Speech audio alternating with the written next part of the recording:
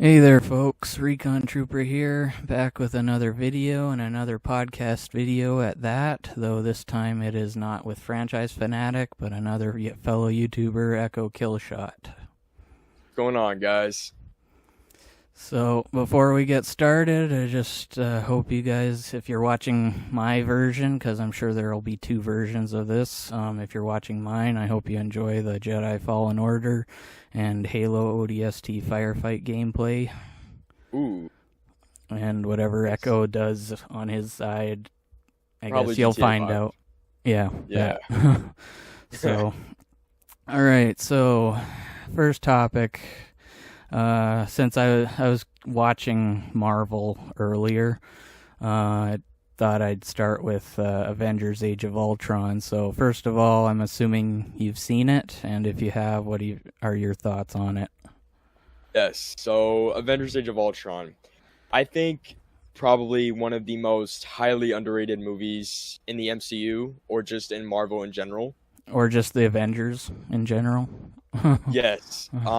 I think Ultron, if Avengers Age of Ultron was like a two-part thing, I think Ultron would have been 10 times a better villain than Thanos. I guess just the menacing voice does it for me. And honestly, the CGI is pretty good. The story's pretty good throughout. I have a very fun time with the Hulkbuster fight every time. Yeah. Obviously, the introduction of Scarlet Witch and Quicksilver. And Vision. A lot of big characters. Yeah, I just think it introduces a lot, gives us a new aspect, obviously a sequel to the first one. And, I might even go as far as to say that I think I actually prefer it, enjoyment-wise, to the first Avengers. Yeah, I think it's pretty solid. I like the Hulkbuster fight as well because, we don't see Hulk really fight any big guys usually because, he fought Thor twice and he's fought, let's see. Actually, yeah, that's about it. Thor. Abomination, yeah. And had that one-time fight with Thanos, which, of course, people were up in arms about not seeing a rematch, which, I mean, in a way I kind of agree with them because I would have loved to see a rematch too, but this isn't about that right now. But yeah, I think it was a pretty decent fight, and it's always good to see these not necessarily characters, but versions of characters come to the big screen for the first time, because, people were thinking that one Iron Man armor from Iron Man 3 was the Hulkbuster armor, when all he does is hold up a container that's falling over or something. Igor, as it's called. But no, the Hulkbuster is clearly a very different armor. Yeah, for sure. And so, but yeah, I like also that the fight between Cap and Ultron on the moving van or truck. Oh, yes. I love that thought too. that was pretty good. Well choreographed. People say that, Cap gets his butt kicked a lot of the time because, he fought Loki, and it wasn't until Iron Man shows up that Loki actually is out of his depth. But when he's fighting, Loki by himself, he's obviously getting smacked around a lot, and Yeah. And it's the same thing with Cap when he's fighting Ultron, although he does land a few good blows. I mean, you see when Black Widow throws him his shield back, he hits him, and he definitely doesn't like it, and he makes sure that, Black Widow can't help. Leave me alone. Yeah. And so. Yeah. But it's a real shame Quicksilver died, though, because it would have been interesting. Would have been interesting to see him in the battle for Earth in Endgame. But in a way, my take on that, I think it was a good and a bad thing. I think good because it growed Wanda's character more leading into Civil War, leading into Infinity War, because now she cares like she did for Pietro to Vision, right? Yeah. So she's already lost so much, and seeing that more in WandaVision, exploring her character more, I think that was really good. But at the same time, there was a lot of wasted potential, and he had a lot of good scenes. I will say that. Yeah. I mean, obviously the little rivalry with Hawkeye is meant to be for gag and joke much of the time. But yeah, it still would have been cool to see him just a little more, maybe let him live at least one movie and then die in another. Yeah. Not counting the post-credit scene of Winter Soldier, because that doesn't really count as a movie, just a scene. Really? But yeah, I think overall too that Age of Ultron's a pretty decent film, and obviously James Spader kind of nails the role of Ultron with his voice, because that's part of the reason. If you've seen the bonus features, the featurettes, whatever they're called, he was kind of the only one that Joss Whedon thought of for Ultron because of his voice. And it kind of, like after hearing it in the movie, you kind of can't think of anyone else that could do that. I mean, you don't want to hear, somebody that does a Mickey Mouse voice most of the time suddenly do Ultron. Oh my, imagine.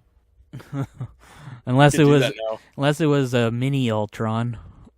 Oh yeah, mini Ultron. That would be cute. A baby Ultron walking around with him. Kind of like Baby Groot, but a robot. Oh, that would be so freaking funny. So, what are your thoughts on the battle at the end when, that shot when when Ultron's army is attacking all the Avengers in that? Oh yeah, I think it was a church or something. Yes. Yeah. What are your thoughts on that scene and battle as a whole? Well, I think the significance that it took place in a church has a whole nother meaning to it, but that slow-mo turnaround shot where it's going through all of them and Hulk is ripping these Ultron box, Quicksilver's just running around, Wanda's just doing her thing, Captain America flipping, just everybody doing their part. It really does. That's the Avenger movie part of it. I think that best represents Avengers, just these group of remarkable heroes, just kicking all these robots' butt. Robots' butts. It's classic. It's very iconic for me. If I were to use it in a tribute, I'd probably use it in every single one. I know franchises use it in a bunch. It's a really good shot. It's a really good scene. I love when Thor says, "Is that the best you can do?" And then just a whole bunch of robots come in, and it's like, come on, you had man. to ask. You had to ask, yeah. It's just so many good lines, great acting, cinematography, choreography, all that. Yeah, it's an amazing scene. I love it. Yeah, and I like the scene too when Vision and Ultron kind of go at it at the beginning when Ultron's like, "You shut me out. You think I care?" And obviously he obviously isn't listening to what he's saying, because of course he cares. That's why he's getting all upset about it. Yeah, he is a baby, really, if you think about it. So I guess we did get a version of that. Yeah, so but it's a real shame that obviously at the end we see Falcon, War Machine, Wanda, and Vision kind of as the new roster forming of the Avengers. And how would you have liked to have seen all of them work in a scene, if they ever did a scene with all of them? Because obviously Civil War, we don't see all of them in it. We just see Wanda and Falcon in the beginning. We don't see War Machine and Vision. But if we did see all four of them, how do you think it could have looked? Well, first I'm going to say what really made me mad, even though they were saving it for Endgame, was when Captain America said Avengers, and then it just cuts. Avengers credits. Yes, credits. But I think it would have been a really interesting dynamic. Civil War is obviously Avengers 2.5. Yeah. But I think seeing them like not being divided and working together in the end, I think it would have been a pretty unstoppable force. And Yeah. It would have that been which led into interesting to Civil see War. Vision Yeah, do more than what he does in the films, because, yeah, just see maybe something not with Crossbones obviously yet, but something before that, or maybe some like, I don't know, some kind of gang that's terrorizing a city or something, and then Vision yeah, just kind of shows up, and they're trying to shoot him, and he's just standing there like, yeah. humans, what are you trying to accomplish here? Keep the you peace. know Keep the peace. and I'm then 2 years and then old, he but just who cares? uses the Mind Stone to fry their weapons, and then they're like, I'm out of here. Exactly. I That feel would have like been Vision. good. Yeah, I feel like Vision really needs to up his game a little bit. Well, Yeah. obviously he's gone now, but I mean, Yeah.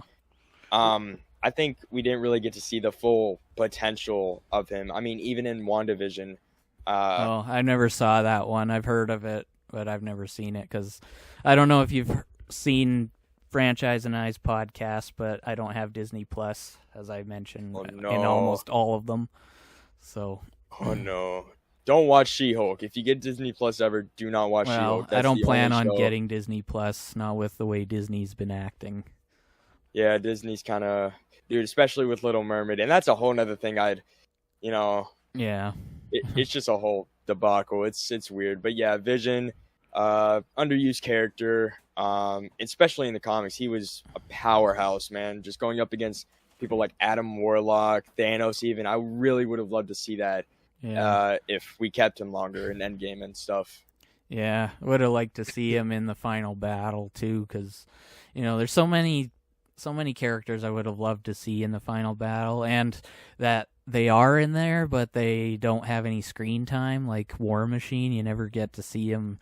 You see him in this big bulky armor right before the battle starts, and that's it. You don't see him shoot his whatever weapons he's got on it. And if you go onto the MCU Wikipedia page, and you click on the War Machine armor that he's got on at that point, you see all the list of, most of a list of weapons that he's got on the armor, and they all sound really like would have loved to see him use them, but we never get to.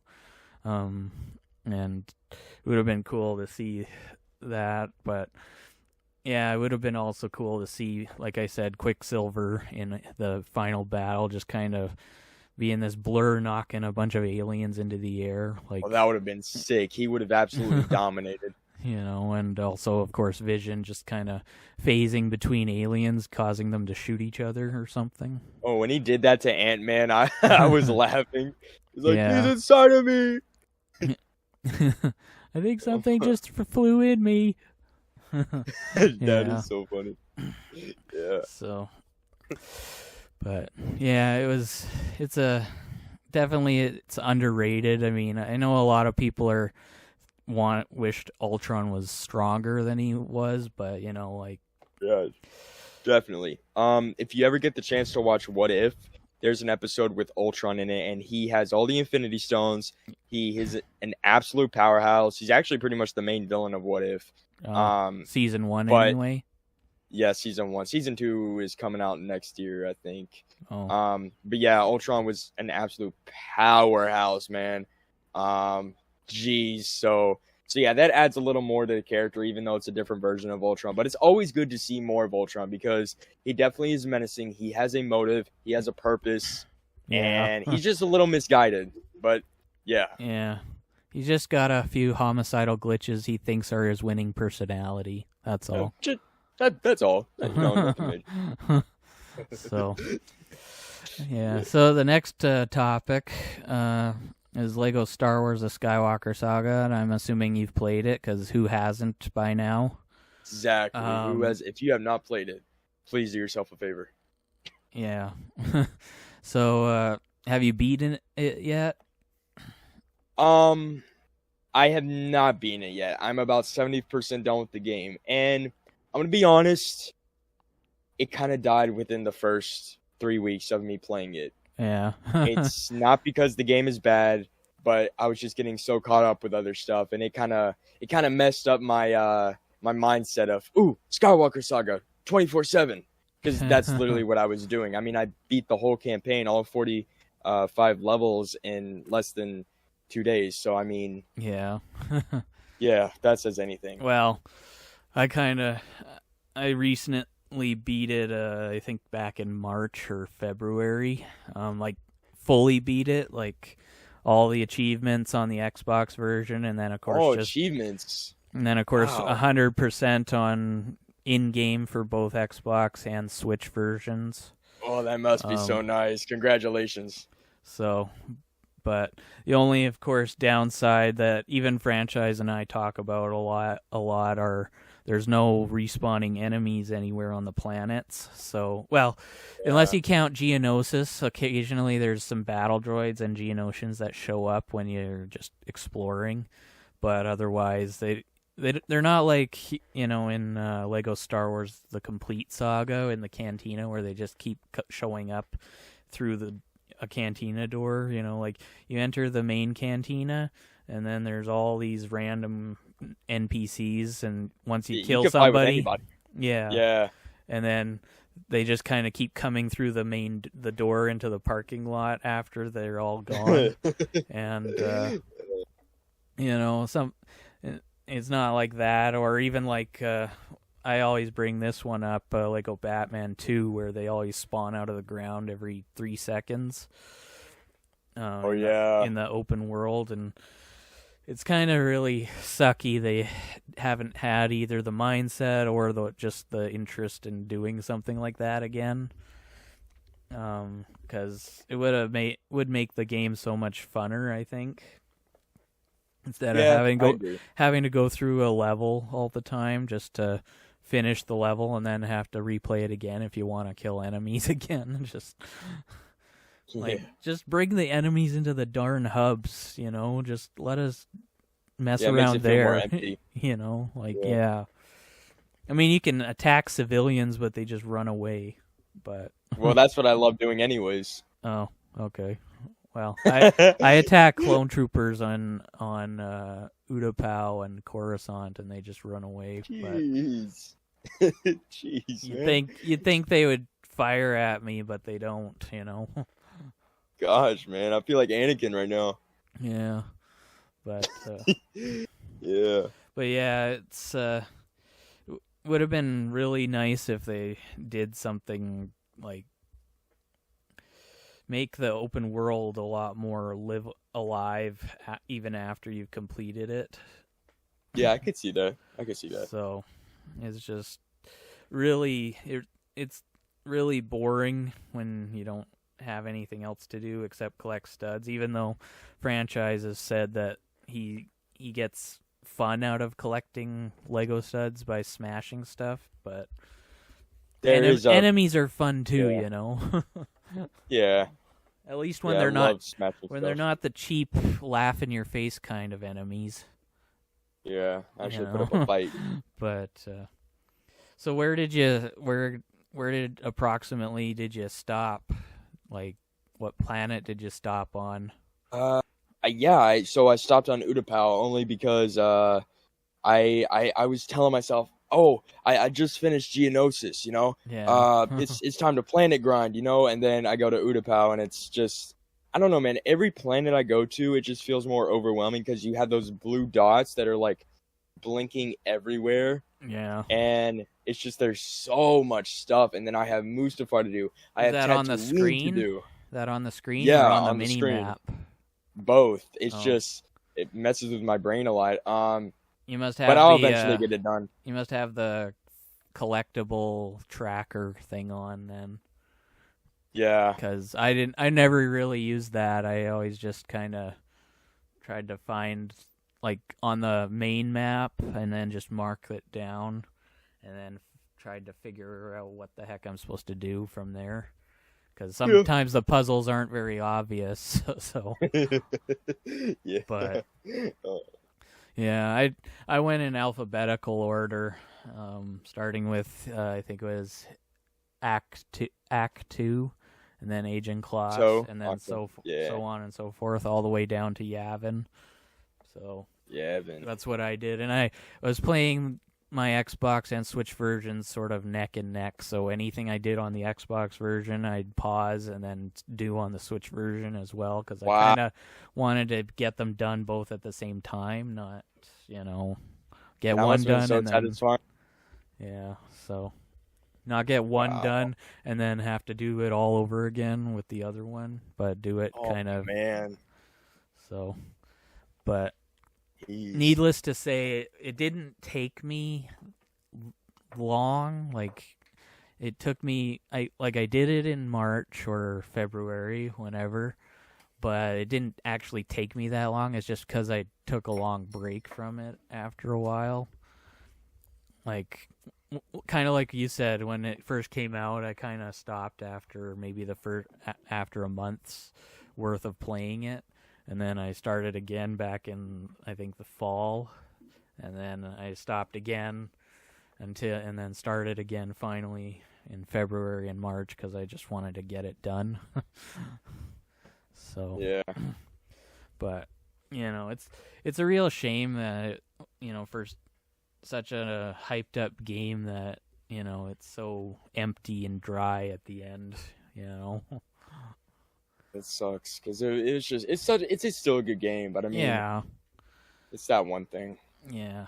So, but so next topic. I was watching your podcast with Franchise, and you mentioned the prequels are your favorite. So, first of all, this is probably an obvious answer, but what's your favorite prequel movie? It is. Drum roll, Revenge of the Sith. Yeah. And so, are the prequels similar? Are the prequels to you what the sequels are to Franchise, or not quite as much? I try to balance it out, like balancing the Force. I try to balance out each trilogy. Yeah. Look at its flaws, because everything's gonna have its flaws. Yeah. But I feel like what's not only nostalgic to me, but has my favorite characters in it in that time period, mostly come from the prequels. So, Yeah. and dude, Duel of the Fates, right? The end battle with Count Dooku, Obi-Wan, and Anakin, and then Yoda showing up. The Geonosian arena, Yeah. and then that fight with General Grievous. Hello there, just so many iconic, nostalgic, and just great delivered moments. I get it. I get the dialogue and the writing can be weird, Yeah. and it was just that cringy early 2000s rom-com type of writing that you don't want to really see in a Star Wars movie. But I mean, I thought it was not to sound weird or anything, but adorable, Yeah. I thought it was sweet. I thought I mean, it made the chemistry between Padme and Anakin more real, I guess. yeah. Well, I mean, like a lot of people say the dialogue is George Lucas is to blame for it, because he's the one who wrote it, and that he should have gotten a dialogue coach or something. But yeah, I kind of try to balance it too, but because I'm not like Franchise. I don't really have a absolute favorite. I mean, I have some I prefer over others, but not an absolute favorite. Though it's safe to say Solo is probably my least favorite, but Okay. it's not. What's your ranking? Uh, All the movies, least worst to best. Put you on the spot, huh? Yeah, because I'm trying to think, because there's list of which action I like best, like my ranking in terms of action, then there's ranking in terms of the story, and then there's ranking just in terms of, which I think has the better emotions to it. I don't know. I guess maybe Revenge of the Sith too, just because find that one has the most action out of all of them. Definitely, yeah. And not to mention, I mean, you don't see the same kind of battles that you see in that one. Like, you have two massive armies always shooting each other, at least until the one army turns on their Jedi generals, and then, you know, it's no longer two armies, but, you know, one army that's... Have you seen Obi-Wan Kenobi? No, Disney Plus, remember? Oh, yeah, that's true. Well, dude, once you watch it, because I know you're going to watch it at some point, you have to. Okay. at some point when you do, if you do watch it, it's going to make Revenge of the Sith 100 times better, bro. Yeah, I've heard some good things about it. Great things. I don't really intend on getting Disney Plus though, but if I can somehow get it on DVD or something. Yeah, franchise was able to. I think he could hook you up because he mentioned Etsy, I think, in our first podcast. Yeah, I think that's the place you got to go. So, but yeah, Revenge of the Sith. Then I don't know. I guess. Well, I'm thinking in terms of action right now. I think Solo is the last one on the list, and then maybe A New Hope is the second last, because I find, I mean, I know it's like the very first Star Wars. It was literally called Star Wars before anything else was. Exactly. But it just doesn't feel like the same. Like, even Empire and Return of the Jedi seems to have more action than A New Hope does. Mainly because, you know, it actually feels like battles going on, and it's not just the heroes versus henchmen. And the henchmen, of course, are lousy shots because they're not supposed to kill the heroes. I did feel like that. You know, whereas like in, obviously, Empire Strikes Back, you've got, you know, the battle on Hoth, and there's two walkers that get taken out, as opposed to the rest, all those snow speeders. And it's not really I wouldn't say it's during the battle, but it's kind of, Han Solo becomes kind of a casualty in the battle on Bespin. You know, obviously the heroes aren't just like in A New Hope. They're, you know, they lose one temporarily, and so they're trying to fight to get them back, and they fail. So it's kind of I suppose a battle, as opposed to just henchmen firing at heroes and missing all the time, like in A New Hope. But yeah, my second number 2 spot though would probably be maybe Phantom Menace, because I like the music in that one, especially when the music is so good. Yeah, especially obviously the Duel of the Fates. Everybody likes that one.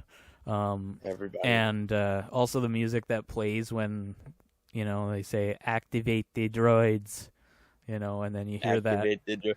You see that it was during negotiations. Apparently the Jedi can like force dash, like they can dash out of like an explosion. I saw that is so when they're fun. fighting the droidicas.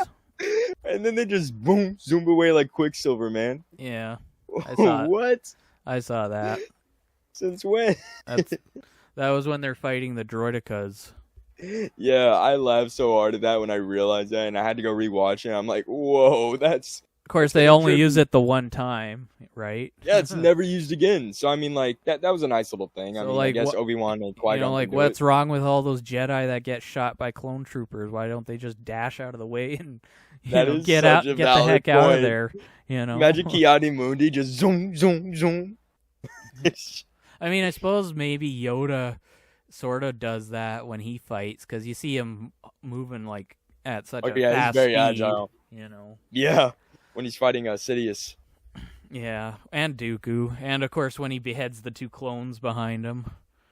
Yeah, that was such a badass moment. But But yeah, so probably Phantom Menace, and then Attack of the Clones, because I gotta say, well, I don't know, maybe Attack of the Clones is my fourth. My third would probably be Force Awakens, just because I like the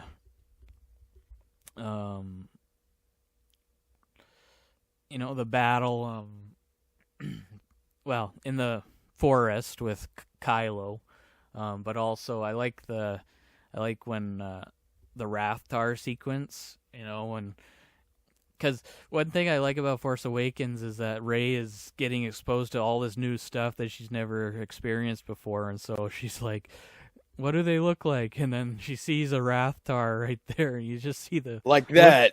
look and then on Finn gets dragged away. Yeah, you see the look on her face. She's like, I had to ask, It's like, oh my gosh. Heed Captain America's words, Rey. Exactly. Oh my gosh. My favorite scene, though, one of my favorite scenes, definitely top 3 scenes in Force Awakens, is on the Battle of Takodana. So, like, same thing like you were saying in the forest, but when Finn goes up against that stormtrooper, I thought that was such a good, like, scene, because stormtroopers are, like, typically, like, NPCs. I mean, we see it in A New Hope, definitely in A New Hope. Yeah. See it in just every Star Wars movie. But what intrigues me so much is that this stormtrooper's like, traitor, and then he actually puts up a pretty good fight against a lightsaber. Now, obviously, Finn is force sensitive, but he is also untrained. Yeah. But also the fact that this stormtrooper like stood out from like every other stormtrooper, not even lying, every other stormtrooper, I think that was good writing. If you think of, I'm kind of wondering if the stormtrooper would kill Kylo, because you see that Finn actually lands a blow on Kylo before he gets his back slashed. But he doesn't. He never lands a single blow on the stormtrooper, but the stormtrooper whacks him in the chest before Han shoots him with the bowcaster. I guess maybe he wasn't as angry in that moment. Well, it's not angry. It's more maybe just because he killed his father, and obviously that's a running theme in the sequel trilogy. Is he's haunted by his killing his father, committing patricide, as it's called. So, I guess that's partially why Finn landed a blow on Kylo. But even so, I mean, you'd think Kylo, you'd think he would be able to land a blow on a stormtrooper too. I mean, a stormtrooper's not like Kylo, who was trained by Luke. He's just a guy with a electric baton. Maybe he's special. Maybe he's also force sensitive. Yeah, could be. Anybody could be force sensitive. Yeah, really. I mean, we see the former stormtroopers in Rise of Skywalker. So, they obviously, the Force told them something even if they didn't understand it, because, Finn explains to them, like, it was the Force, it guided me to Rey, and obviously the Force had to have done something to them to make them give up being stormtroopers, so. Great moment. Yeah, so, but yeah, I think Force Awakens has some pretty decent action in it, and I'd say probably the second one would be, or the one after that, would be, I think I said Attack of the Clones, and that's just because I like the big, massive Clone War battle. I mean, it's brief, of course, but it's there. Yeah, there was a yellow lightsaber in that scene, by the way. Oh. So that's pretty cool. In the Battle of Geonosis? Yes. When I think it's the second scene where like Mace Windu is like about to, before he goes down to fight Jango Fett. It's like a look down shot of like all the lightsabers. So it's just like a bunch of glow sticks, and you see a yellow blur. So, maybe it was a guard that came along, or maybe somebody just had a yellow lightsaber. I don't know, but I thought that was pretty cool. Yeah. Well, I'll I'll have to look when I watch it again, because obviously I didn't see it. So, Yeah.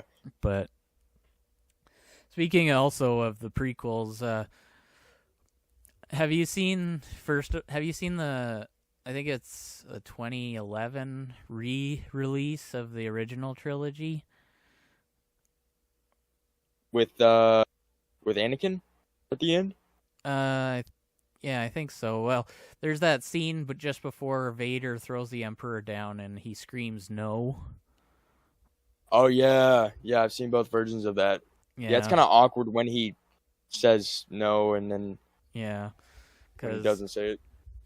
I personally do think it's better when he's quiet and he just picks up Palpatine and tosses him instead of saying no, because, I mean... Yeah. He already did that in Revenge of the Sith, so it kind of makes the scene less appealing. Not that I'm against it, because I still watch it, but it just, I don't know, you don't feel the scene as the same way, you know? Like, it's kind of, the music is kind of the dialogue, if you think about it. It's playing the Force theme, and Darth Vader, Anakin is coming back to life in that, so yeah, speaks for itself. So, but in Revenge of the Sith, what are your thoughts about him screaming no like he does? Do you think it's kind of cheesy, or do you think it works? I think it works. I think it's nice hearing that voice and really hearing him in anger. Yeah. And just like the stuff, the robots, not the robots, the droids. Why did I call them robots? Just because like they flying are everywhere. Yeah, well, they are robots, but we call them droids. And then Palpatine in the back, like smirking, grinning, unlimited power, and all that. So I thought him saying that was very understandable, considering that we've been through 3 movies of him and Padme flirting their butts off, and yeah, I mean, it's completely understandable, and I thought it was really great. It's not great hearing him scream in pain, but no. I thought it was right for introducing Darth Vader properly. Yeah. Yeah, I mean, yeah, it's kind of, like, just adds more anger to him after that, like, he now has nothing left to live for in terms of, like, anything good to live for, so he might as well just stay as Palpatine's servant now, kind of thing. Until his son comes along. Yeah. Luke Skywalker. Or, well, both his kids. I mean, first his son, and then, of course, when he learns Leia is his daughter. I'm sure it has... Well, we don't care about Leia. We don't care about Leia. No, she's in her own little world. Yeah, she's in her own little... I want to be a general. Yeah, but... Okay. You go, girl. Yeah, so what's your least favorite scene in, like, the prequels? Would it have prequels? Yeah, would it be probably the one when Anakin says, I hate them? In episode 2, because I know a lot of people have problems with Anakin's dialogue in episode 2. There's a lot of memes going around about that scene, and it's just so, like, out of pocket. It is like it doesn't ruin the scene for me. It makes it more watchable, actually, because I'm looking forward to that scene. I'm like, and the women and the children and the men and stuff like that. So I wouldn't say it's my least favorite scene. That's a good question. My least favorite scene, I just say, like, all the stuff with, like, Newt Gunray and stuff, the, like, episode 1 and that part of episode 3. Well, I actually like that scene because he dies. So well, of course you like that scene, right? Yeah. It's like, finally, I just don't like when he talks like this. It's just very annoying. Thank you, Darth Vader, for killing him for me. Thank you. Not the younglings, but thank you for killing Gunray. Thank you. Gosh, squid looking thing, worm looking thing. Yeah. Gosh. I'd say I'd just say all the scenes with that. Yeah. I'd say my least favorite is probably I don't know. I mean, there is some dialogue that I find to be not as good as other parts of just dialogue. cringe. Maybe just the maybe just the scene when Anakin returns in Episode 3, like when he returns from the battle over Coruscant, and him and Padme have that little talk, and you know, he's trying to show affection towards Padme because she's his wife, and she's kind of, being like, wait, not here, Anakin, don't say things like that, He's a little horn dog, if you know what I'm saying. Yeah, I mean, he just got I can't blame him. He just I got can't back blame him, from though. a massive battle. Give him a break, Padme. Yes, he deserves this. You My know? gosh. And nobody was really watching. They were all walking in the far It in was the so distance weird by the because time. he's the only one that stayed. And Yeah. they're like, Anakin, you coming? And then just no. Like, it's so... Yeah, I can understand that. Yeah.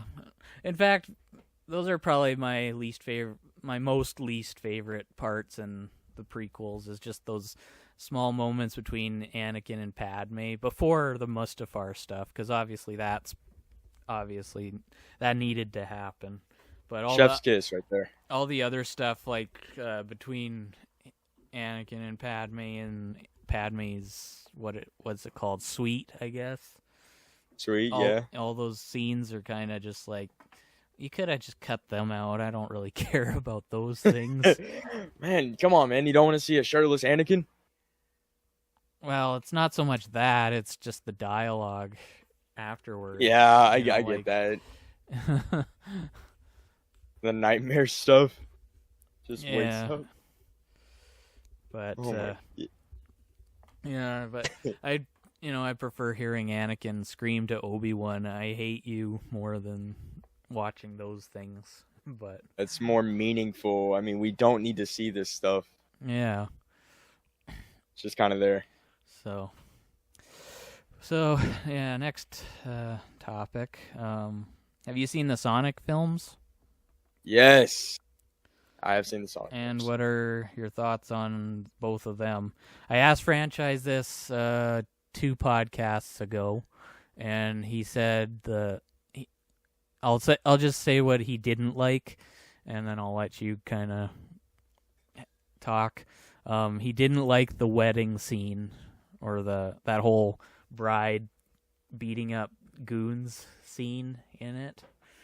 That was unnecessary. Yeah, I don't like that whole subplot at all. It was so uncalled for. I mean, I found it kind of funny. I mean, yeah, comedic effect, but I mean, like, unnecessary to the plot. not at yeah, exactly, not at all. And like, in the first one, we don't care about this her sister or whatever. Why should we care about her getting married? You Well, know? clearly I mean, I they didn't. If anything, Clearly they I didn't like care the about dude her better. either, because they forgot all about her until the end.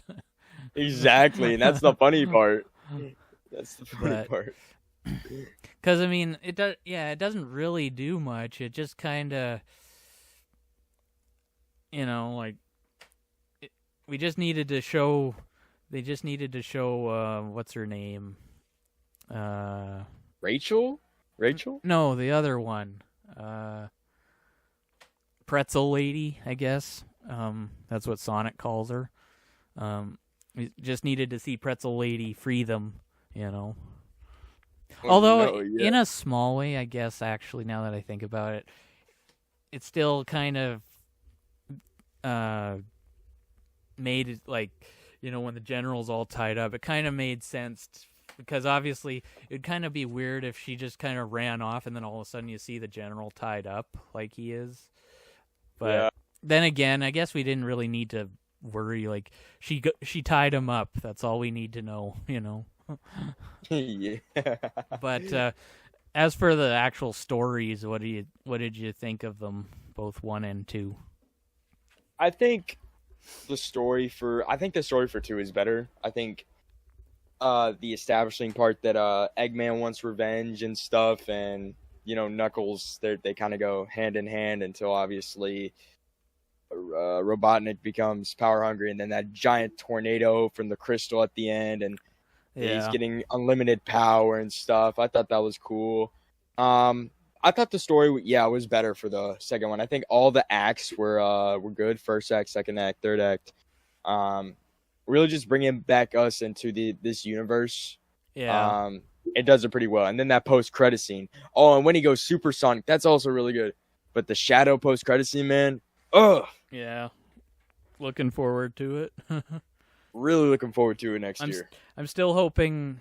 A lot of people are hoping, though, still that Jim Carrey returns because he's apparently retiring from acting. But they want him. No. They want him back at least for this one last Sonic film for him. And because only he could do Eggman, and it would seem just right to have a trilogy just for Eggman at least. I mean, Sonic, I suppose, could still carry on, but just see him start off as a government whack job and then go from that to just this vengeful psychopath to then a chubby vengeful psychopath in the third one. Yes. Because yes, obviously they change his look to make him to kind of fit with his evolution every movie, and so making him fat, in the third one would kind of be just right for the final stamp on him. Yeah, I agree. And that's something Franchise mentioned in one of our podcasts, is that he wished Eggman was fat like he is in like the games and stuff, and I just said, well, it's an evolution, he starts off as a government guy, and then when he becomes the crazy vengeful guy in the second one, that's when he gets the long beard, because it's goes with kind of how he's feeling in that moment, just kind of crazy. Working off of mushrooms. Yeah, making mushroom coffee, or trying to. I would try that. Actually. Yeah, well, Robotnik's supposedly one of the two smartest people in the universe, second only to probably Tails, and even he can't get the recipe right, as you could see in the beginning. Yeah. Unless it's just the type of mushroom he's using, I mean, he's got to go back and find another one. Yeah, maybe he needs one of those kind that's magic, so to speak. Maybe he needs one from Mario. Yeah, there we go. Just use one Mario ate them. Just use one of the Mario mushrooms that have eyes on it, and then just smush that. I'm sure it would taste better. Yeah, the eyeballs. Ew. Yeah. Oh, and that would, of course, make him larger. Yeah. Look at all those freaking calories. And so, how about your thoughts on the first one? Did you think it was a decent origin story? Yeah, I thought it was a decent origin story. I'm not the biggest fan of the owl lady in the beginning. No, well, it wasn't really. It was more just about where Sonic came from than it was just kind of. Yeah, and he needed somebody to look up to.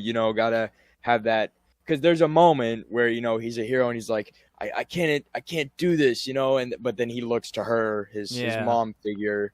Yeah, so she has a purpose. I just, I thought it was kind of weird, I guess, but yeah, I thought it was a great origin story. I love the dynamic and the dialogue between what's his name, Sam in the movie. Yeah, Sam, and then Sonic.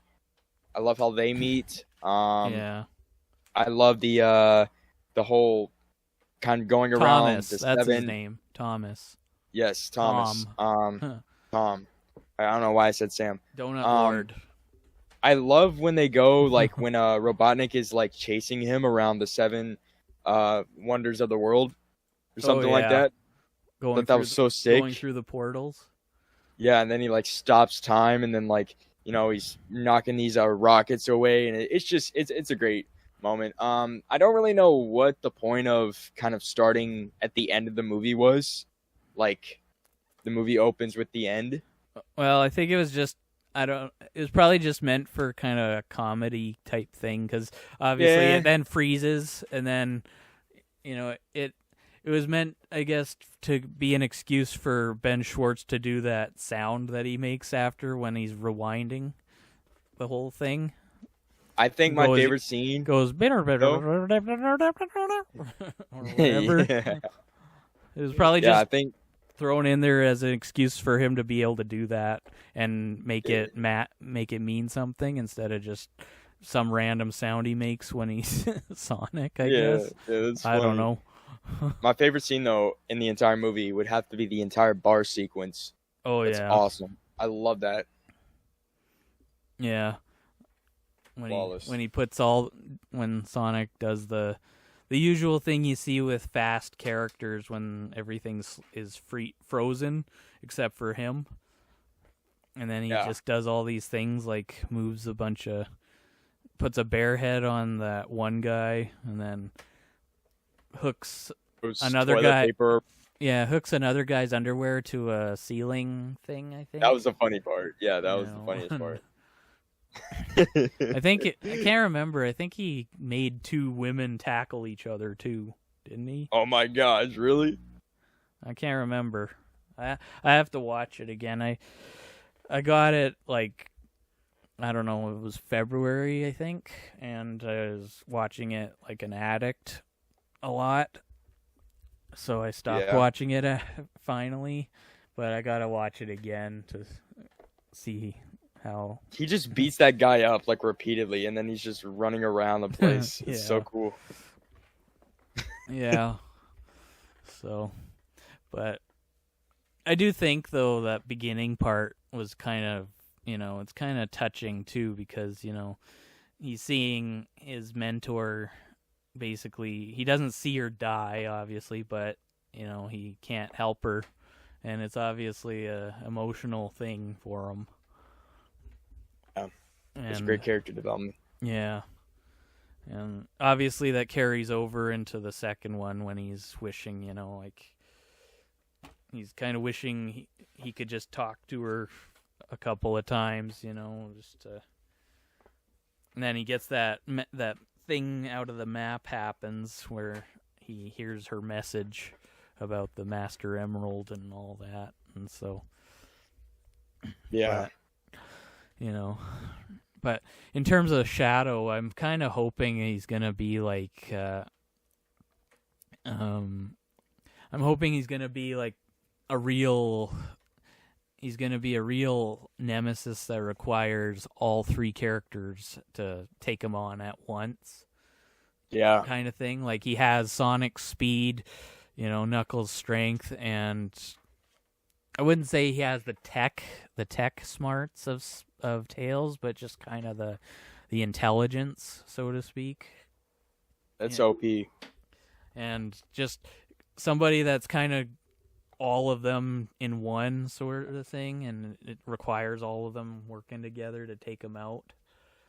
Yeah. Agreed. Or, of course, if, Robotnik is involved in some way, obviously it's help, take him out to a point, and then Robotnik has to be defeated one third and final time. And, Shadow, he's not really a hero. He's more of an anti-hero in the Sonic universe. So it would kind of be a turning point just for him to, he's kind of like, consider this my one time helping you kind of thing with Sonic and the others, just to stop Robotnik from whatever. I could see that happening. But that's, of course, if he's even in the movie. I mean, they'd have to make two scripts, one if Robotnik is and one if he isn't. Yeah, just in case. Yeah, so... But, yeah, so next topic here is... probably be the last one because it's almost an hour. Yeah. But we've had a pretty good talk so far, even if there's lots of stuttering going on. Have you seen any of the MonsterVerse films like Godzilla, Kong, those things? Yes. All of them? I've only seen Kong. and then Oh, I think I saw Godzilla once. okay. Well, if you remember anything about Godzilla, what'd you think about it? I remembered Quicksilver and Scarlet Witch kissing in the end. Okay. Okay. Spoiler alert if you're watching franchise. Oh yeah, well, sorry, bro. Now you know. Yeah. Incest, I guess. Yeah. Well, what are your thoughts on Kong then? Skull Island. Originally I didn't know it was like set in like the 60s or like 70s or whatever. Yeah, 73. It was, I think, just after the. It's either during or just after the Cold War, one of the two. Yeah. Because I would have. you know, they mention, I think it was the guy with the glasses mentions it's more of a Cold War to John C. Reilly's character. So, From what I remember, Samuel L. Jackson's villain, I didn't think Samuel L. Jackson was that good of a villain. no. And Loki, you never thought it'd be such a good hero either. Yeah, I mean, yeah, he's a good protagonist. I like the character of him. And Yeah. then Brie Larson, they have good chemistry. There's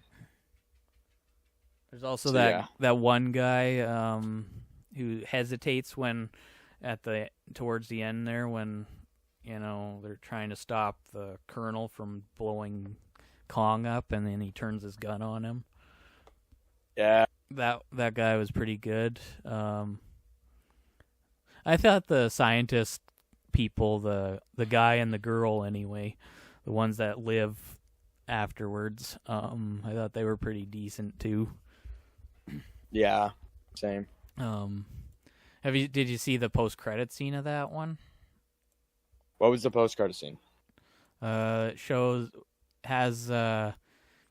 Tom Hiddleston and Brie Larson's character being taken to an interrogation room. Well, being held, I should say, in an interrogation room, and then the Monarch people, the guy and the girl, talk to them about how Kong's not the only one out there, and then he shows them video clips of cave paintings of monsters like Godzilla and three others that are in King of the Monsters.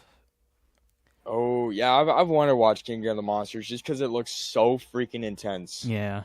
Well, if you're anything like franchise who actually likes movies that other people hate, you'll probably like this one, because I didn't mention this to him. I should have, but King of the Monsters apparently is the most hated of all four of them so far. So I think if you're listening, franchise, watch King of the Monsters now, because it's the most hated, just like Last Jedi, and I know how much you like that movie. Yeah, hopefully it's the same. But yeah, it's actually, the Godzilla films are pretty good too. I mean, the monster brawls, are a lot. Like I told franchise this, that the dinosaur fights you see in the Jurassic World trilogy are, like kids play compared to the monster fights in these ones. Yeah, I could imagine. Because like it's like nobody really goes to those kinds of movies for the human characters. They just want to see the monsters fight. Really, I mean, I really see no need for the human characters. I mean, I just want to see a brawl, man. I mean, yeah. Geez. Are you excited for the new Empire? Well, I wouldn't say excited, but I'm looking forward to it. Yeah, but until they reveal more about it, I can't say I'm excited right now. Well, imagine them like teaming up to go up against like a mecha Godzilla or something. Oh, well, you should see Godzilla versus Kong for that one. Oh, right. Yeah, because that was in the trailer. I gotta give these movies a rewatch or a watch if I haven't seen them already. Yeah. So yeah, that's what I keep saying to Fran. Well, I don't keep saying it. I remind him. Praise it. Praise the MonsterVerse. Yeah, because once you watch them, you kind of can't wait to watch more. And once I start watching them again, I can't stop. I kind of watch them again and then again and then again, and then I have to force myself to stop after so many times because Oh God. I'm so addicted to it after that. Yeah. So, you know, it's just, that's how good certain movies are to me, is that I have to watch them again afterwards because, you know, I can't get enough of it after that time. Yeah. It's how it is with me. understand. It's how it is with me when I watch certain Marvel films like the Avengers, especially the last two Avengers films, or Oh yeah, back to back.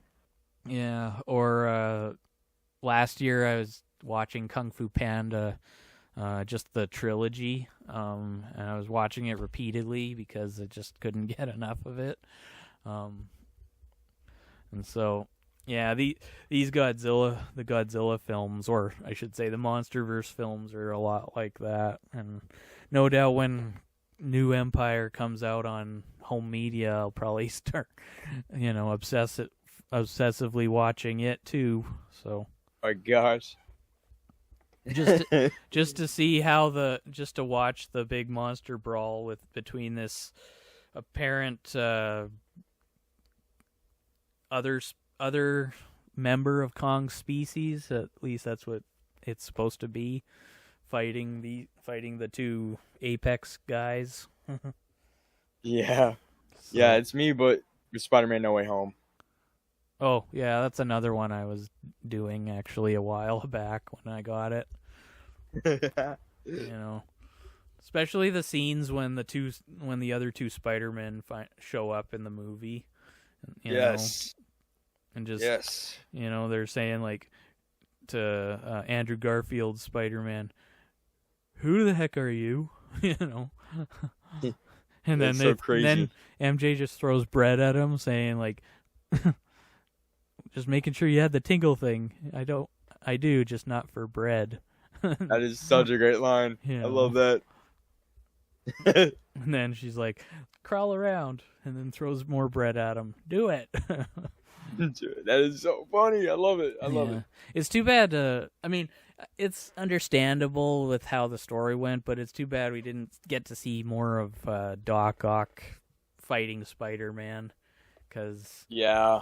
that's one thing about the Sam Raimi trilogy is the battles he has with Doc Ock are always fun to watch. Oh yeah, that train. That's such a good fight. Yeah. Have you seen the Spider-Man 2.1? I have it on Blu-ray. I just got a steelbook of it. Yeah. There's the two main fights, not counting the final one. The bank and the train fights have extended footage of the fights. Oh wow. And yeah, they make the fights just a little better. Yeah. I don't want to spoil it if you haven't seen it, but I need to watch them. there's more window smashing. I'll just say, there's more window yay. smashing. Yay! More girls screaming. More like women screaming. Actually, yeah. Oh my gosh. Yes. Yes. So, and there's more Spider-Man getting hit by a train. Oh. Yes. Yes. So, but so yeah, that's kind of all I have this time. So, you got any topics, or shall we call it a night? I would want to talk about the Little Mermaid and whatever's going on with that, but that's just gonna get political, and it's probably not the best. Yeah, I mean, not that there's anything wrong with getting political these days, because everything is, but yeah, I just want to have more fun than more frustration with these things. So. Yeah, I mean, Disney they're running out of ideas, and these live action remakes, some of them are just not needed at all. And dude, Lilo and Stitch, bro, that is going to be a dumpster fire. I'm sorry, it's just going to be a dumpster fire. Yeah, well, wait until they do, let's see. Snow White? No, not Snow White. Wait until they do Bambi live action. Oh no, dude! It's gonna be gorillas instead of freaking deer, bro. Yeah, it's gonna No. be gorillas instead of deer, and they're just gonna be. Yeah. Bambi's actually gonna be bamming his chest the whole time. That's why it's gonna be called Bambi. King Kong shows up in the Yeah. post-credit scene.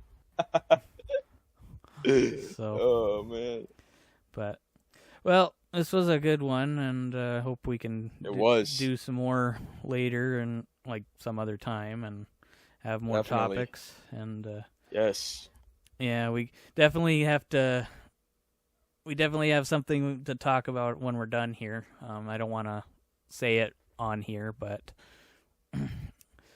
yeah. So if you enjoyed watching this, folks, you know what to do. Leave a like, subscribe, all that stuff that YouTube is famous for, and yeah, and it was a really fun chat with you, Echo, and Thank you. looks like this might be the beginning of a beautiful friendship. Yes, indeed. So, Indeed. all right. Until next time, later, folks.